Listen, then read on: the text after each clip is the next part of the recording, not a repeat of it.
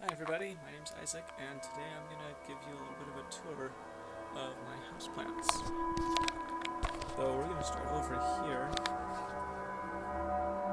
This is a terrible place to start. I bought this from Hy-Vee, and I have no idea what it is. If you know, go ahead and let me know in the comments. It's really nice. I don't think it's doing too well though. A lot of these leaves are falling off. It might have been overwatered, might have been underwatered. I don't really know. Over here is my lemon tree. And it's getting some weird warping in the leaves, but it's been doing pretty good. It's made a lot of new growth this season, and it's gotten its thorns in. You can zoom in on this, you can see that.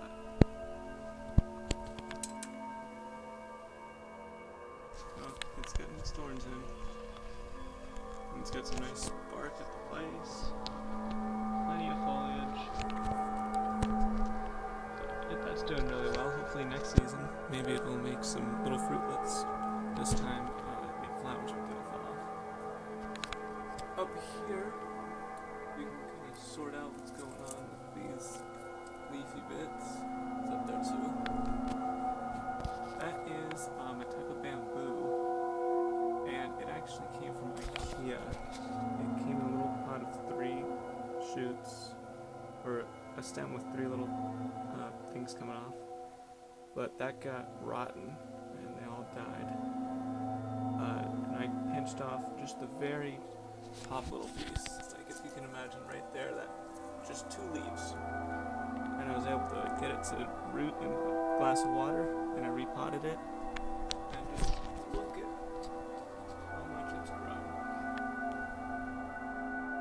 It's even going through the shelf. When I installed this shelf in December, it only went to the top up there. Coming over to here, this plant is not terribly old. This is a bonsai ficus, and I'm working right now on reducing the size of the leaves. Let's get it a little bit lower where you can see. Right now you can see that the leaves are pretty big. This one's kind of small. These ones are nice. These ones are nice. So the way that you reduce the leaf size is you have to teach it that big leaves are not good for survival. So every month or so, I find the 5 biggest leaves and I trim them off. I only do 5 at a time because I don't want to overwhelm the plant. But over time, that starts to trend it towards growing smaller and smaller leaves. There it is, as seen from the front. Which I think it's a cute little plant. It's got a nice tilt to it. Let's get you back where you want to be.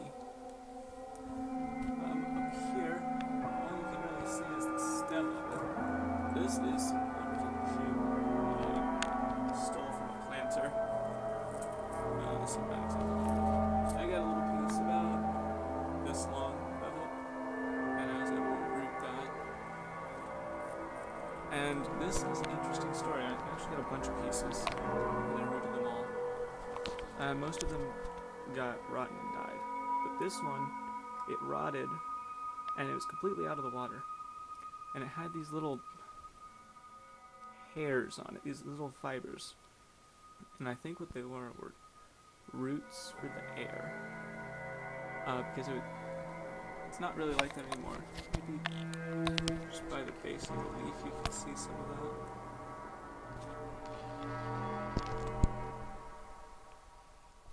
There's a little bit of fuzz around there. But it was able to survive for probably a year and a half before I finally put it in a pot and it started to build normal roots again. Not only was it surviving and just maintaining, but the thing was growing. It was growing new segments. It even popped out a couple flowers, which was really impressive. So now it's really taken off. It lives in that dirt pot right there. And it's got a shoot that goes out towards the window. It's got this one that comes down and around. And that just kind of swirls all over the place. It comes down here. Up again right there. Yeah, that's pretty busy. Moving down here, it's a little bit hard to see, but it's a begonia. And this begonia is very special. There it is right there. It needs to be turned. A very special begonia, because this begonia is from, I've got a little note right here so I can remember. This is from my great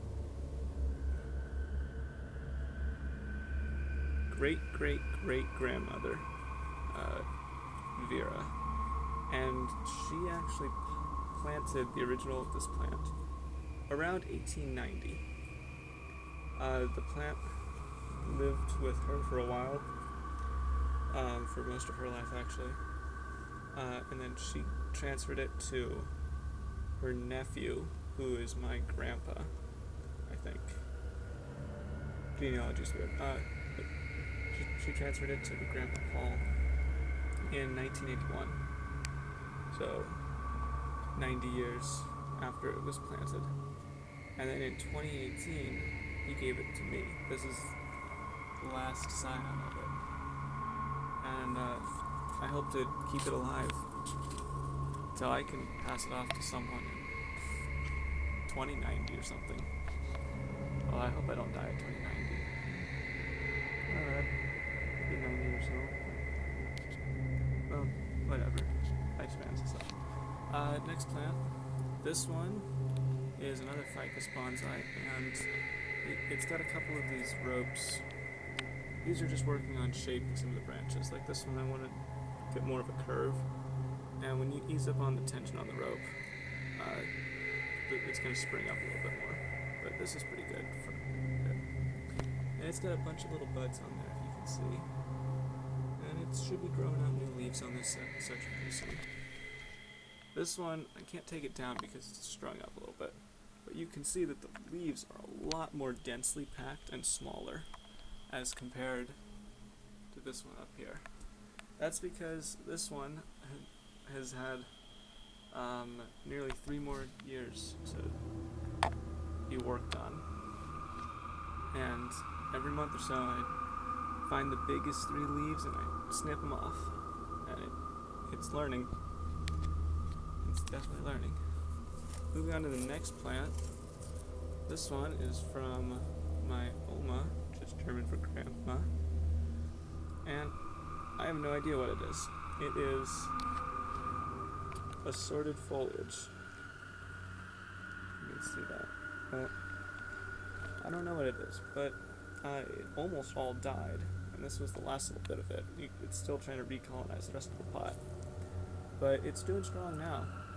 It's got these nice little seed structures. It almost reminds me of like grass. I don't think it's grass though. This is a little bit of a sad story. This is the pot for my last coleus plant, which is dead. I was able to grow from one little cutting probably 90 distinct plants. They were all these coleus plants, big kind of rumpled leaves that are like purple and pink and yellow and very, very vibrant green. And they look really nice. They grow these kind of lavender looking flower things. And I sold most of them, and they were able to earn some money with that. But they did not survive the move to Kansas City. That was the last one I had left, and it just croaked. Okay, well, it brings us down to this one, and again, this is a mystery. I do not know what kind of plant this is. It's very fuzzy, very fragile, and it has taken off a lot. Like, there's a lot of new growth in here. So, maybe I'll figure out what it is someday. I don't think it flowers. I haven't seen any buds or evidence of flowering. Maybe that helps with classification. Then this one could come out. He needs to be rotated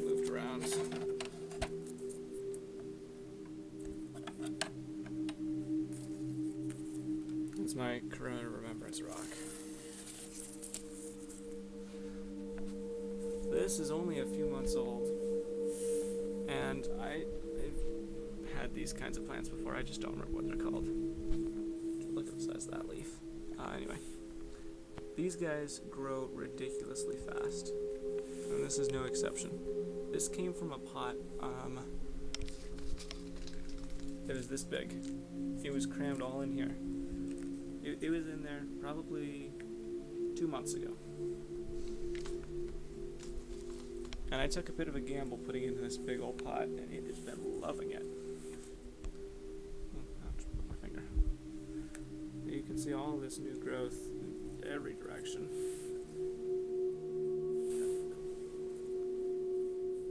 So we'll just slide that back up there. And it's a tough plant. It can take a little bit of abuse and such.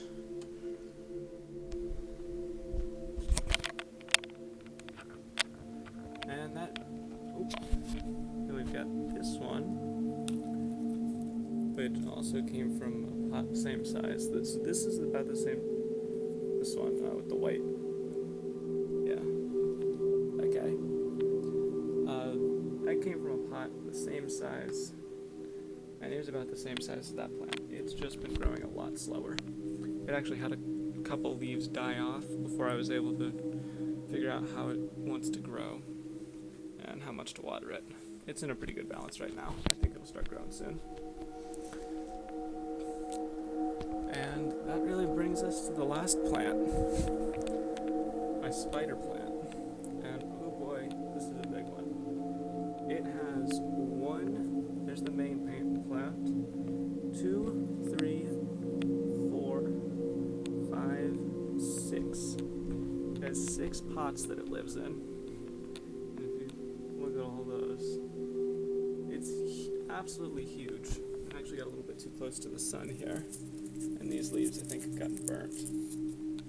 But it's okay, it can handle it. This thing used to live in a water bottle, and it transplanted it, and it just took off. Look at how thick that is in there. The interesting thing, you only really have to water it right here. I mean, I do water the other ones, but sometimes I forget, and they never show any signs of drying out, because they're all connected through these long strands that connect them all. So these are all the little daughter plantlets. It all comes back to the main plant. This hanging pot, I actually put that in response to this plant because it sent out these guys, and they just went straight out. They were hanging straight out, and I was like, I've got a hanging pot. I think I'm going to put it up where the plant wants it. And the plant was able to kind of find its way over there. You can see here there's a string on there. I did kind of guide it with the string on this one, but this one it just found the dirt and it rooted in, and that one. This plant here is bigger than the one that was in the water bottle was. I'm kind of surprised it hasn't started sending out its own plantlet shoots. And also connected to the mother plant very firmly. And then it's trying to colonize my bed right now. You can see all of these plants. Look at that. There's a really interesting morphology here.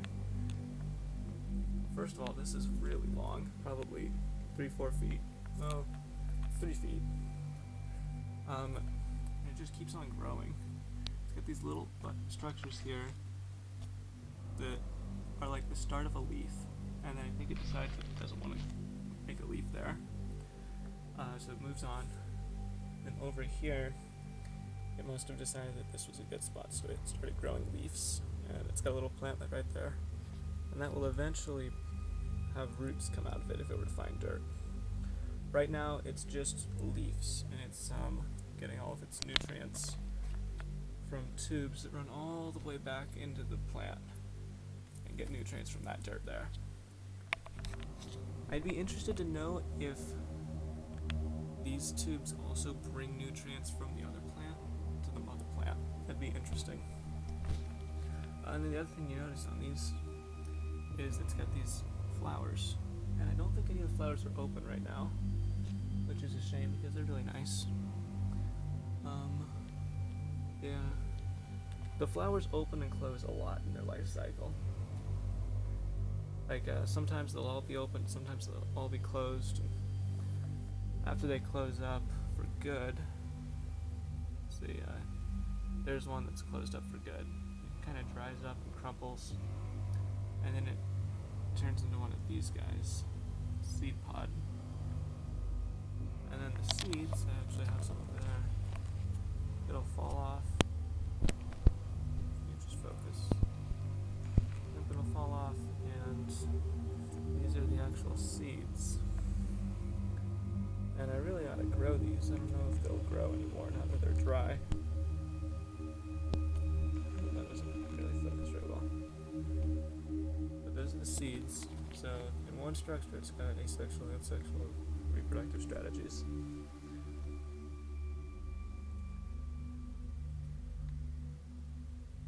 See, this one, it made a plantlet, but it decided that it needed to go further because it didn't find any dirt. So it grew and it made another plantlet. And this one, I'm pretty sure the plant thinks it has found dirt at this point because it's really putting a lot of effort into growing these ones that are starting to touch the bed. This one, I mean, look at that. There's hardly any other root structure.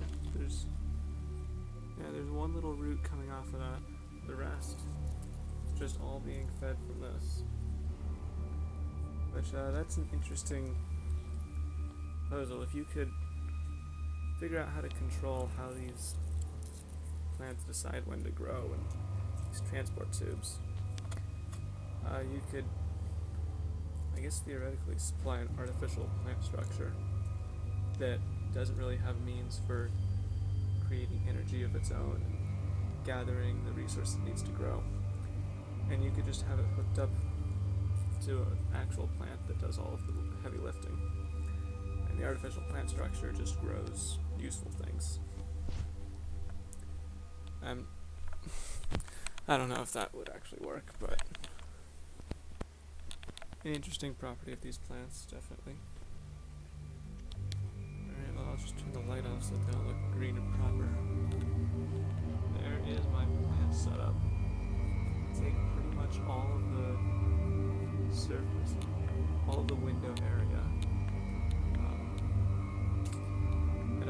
I don't waste much sunlight.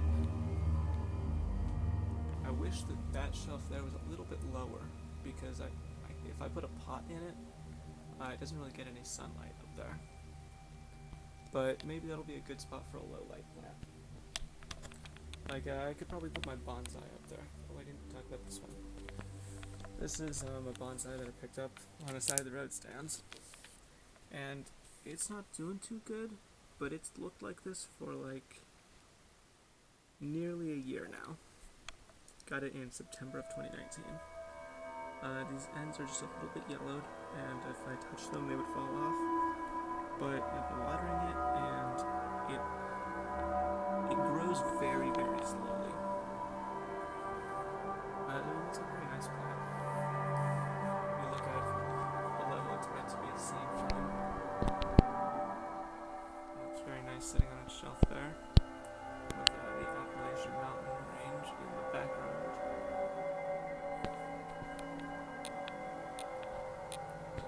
It's got a nice, strong, sturdy trunk.